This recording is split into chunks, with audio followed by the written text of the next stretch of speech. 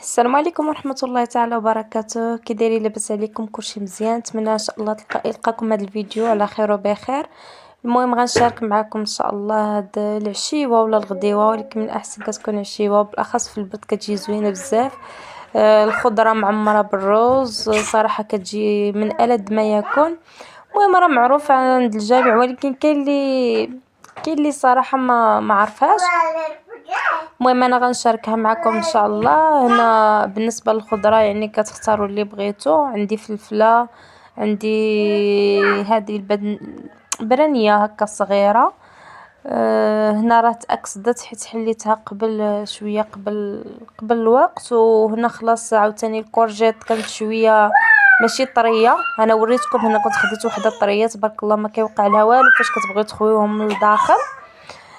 المهم هادشي اللي كاين، يعني كناخدو الخضره ديالنا كنغسلوها كنقيوها من الداخل، يعني بهكا بشي معلقه باش كتجي ساهله.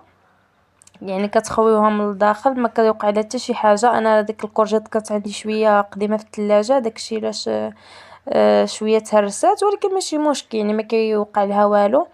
هنا بالنسبه للعماره الحشوه عندنا الروز كنديروا معاه شويه ديال الكفته. بالنسبه للتوابل عندنا بابريكا، تحميره، شويه د الربيع، شويه ديال الثومه محكوكه، الخرقوم، الابزار، شويه د الكمون، وكنخلطوها بواحد البيضه. وخلاص البصله عندي مسلوقه كتفلحوها في الوسط كديروها تسلق يعني شويه.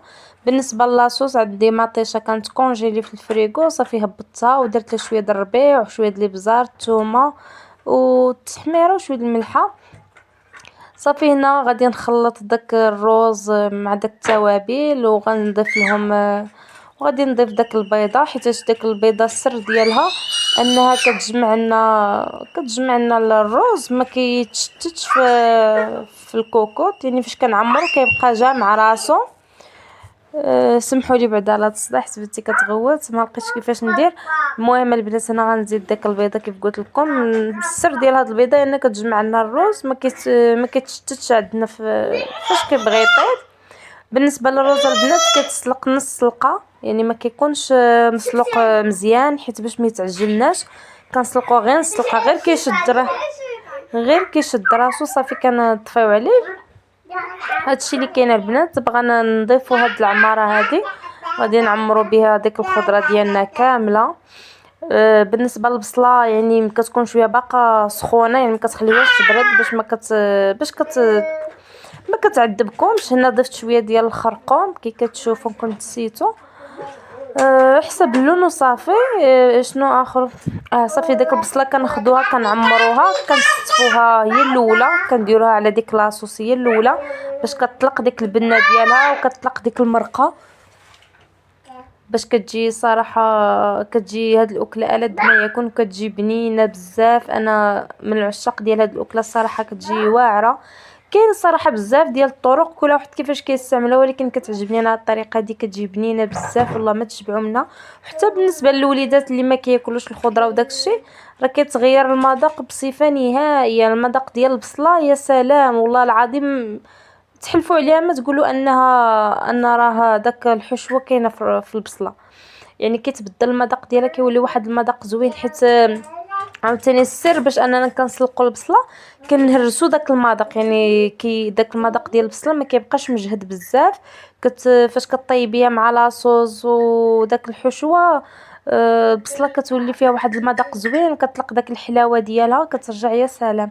هنا كي كتشوفوا عمرت داك الخضره ديالي. المهم ما تديوش على المنظر ديال الخضره حيت الصراحه المهم كانت عندي الخضره شويه ماشي طريه، من غير الفلفله اللي طريه. اما داك الباذنجان والكورجيت كانوا شويه عندي خديتهم شويه قدامين، ماشي خديتهم شويه قدامين، المهم كان عندي شويه قدامي في الثلاجه. هادشي اللي بغيت نقول.